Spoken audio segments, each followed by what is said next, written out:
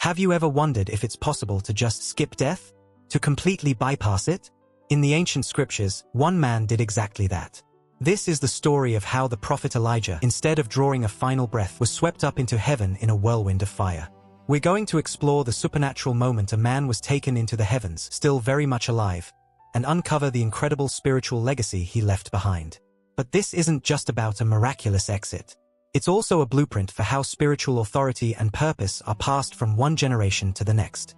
Our story doesn't kick off with the fiery finale, but years earlier in a quiet field. After an epic, draining showdown with the prophets of Baal on Mount Carmel, Elijah is on the run. He's exhausted, feeling totally alone, and it's right there, in that moment of vulnerability, that God gives him a strange command. Go and anoint a farmer named Elisha to take your place. As 1 Kings 19 tells it, Elijah finds Elisha plowing with 12 yoke of oxen.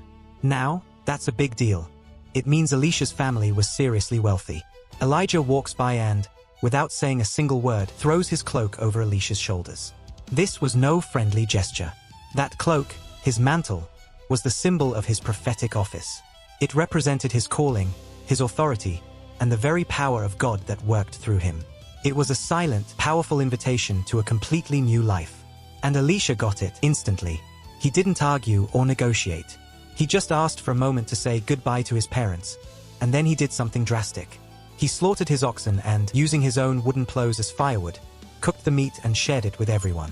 This was his point of no return. By burning his equipment, Elisha was shouting to the world that he was done with his old life. He was all in, trading a future in agribusiness for a life of service as Elijah's apprentice. Years go by. Elisha serves Elijah faithfully, and the time for the final handover gets closer.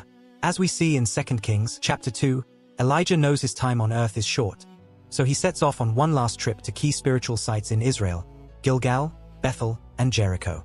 And at each stop, the same peculiar conversation happens.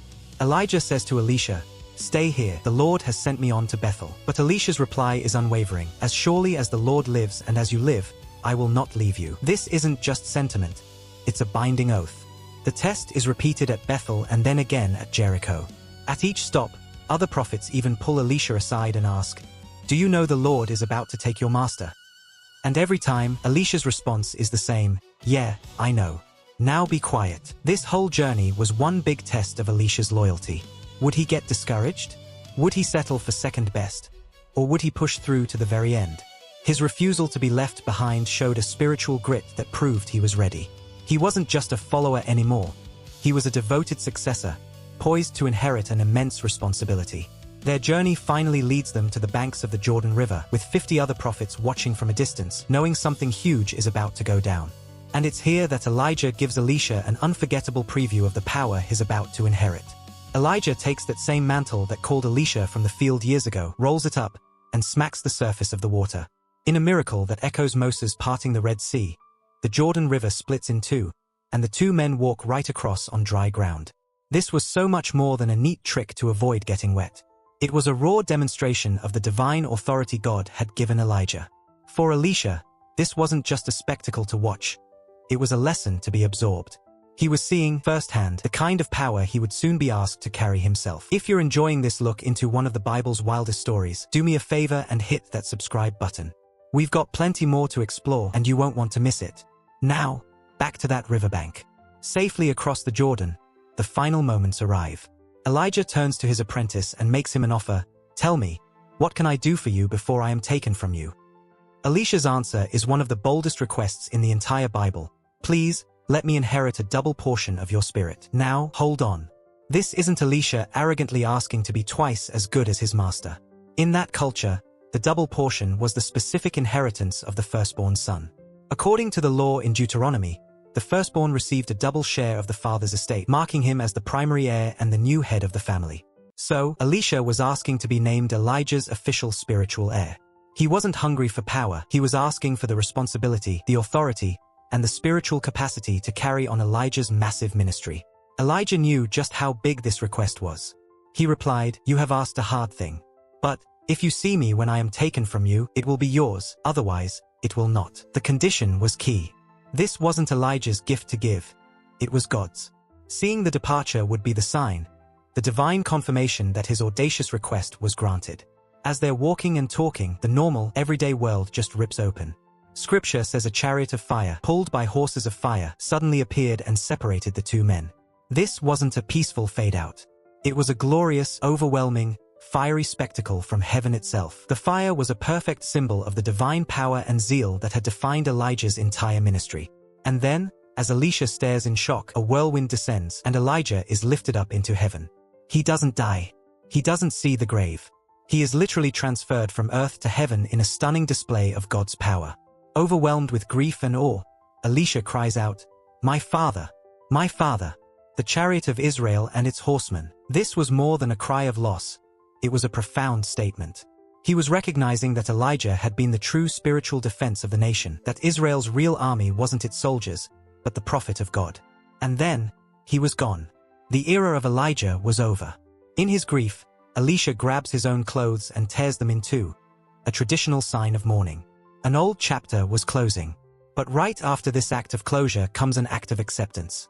He looks down and sees Elijah's mantle, the one that had fallen from him as he was taken up. He picks it up. This is the moment everything pivots. The tangible symbol of prophetic power, once held by one of Israel's greatest prophets, is now in his hands.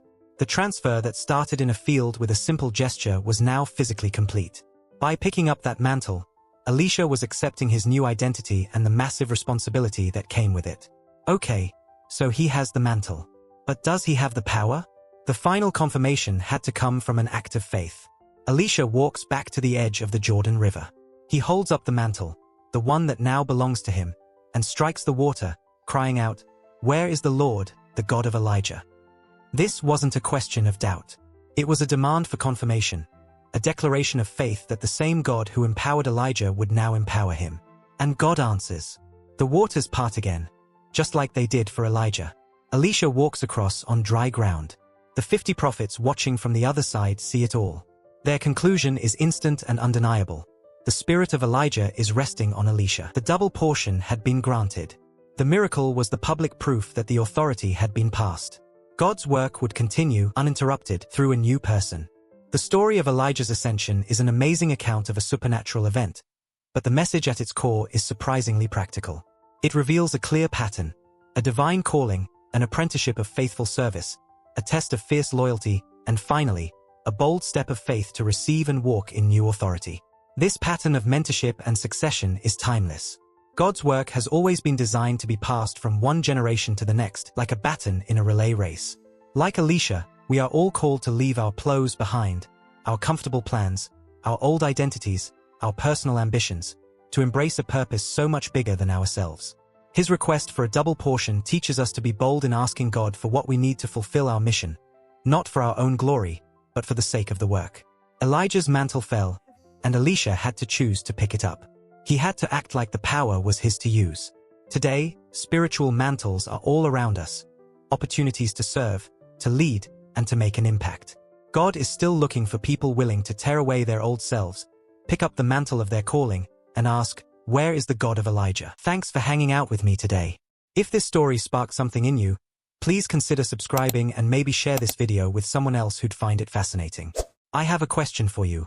What part of this story hits you the hardest? Or what mantle do you feel like you're being called to pick up in your own life?